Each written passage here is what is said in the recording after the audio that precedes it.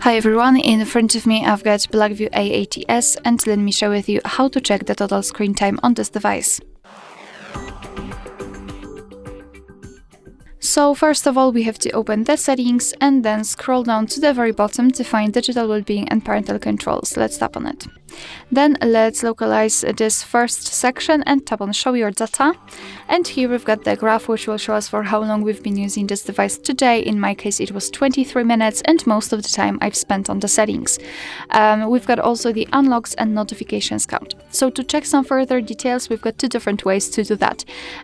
So we can tap either inside this graph and we'll be transferred to the dashboard, which will show us the screen time in particular days of the week. You can compare them. And under it you've got the list of used apps with the exact time you've spent on them. And the second way is to tap directly on the app. So for example, settings, phone, camera, whatever, it will appear right here. So let's simply tap on it. And again, you've got the dashboard, but this time it is tightly connected with this one app. Alright, and that will be all. Thank you so much for watching. I hope that this video was helpful, and if it was, please hit the subscribe button and leave the thumbs up.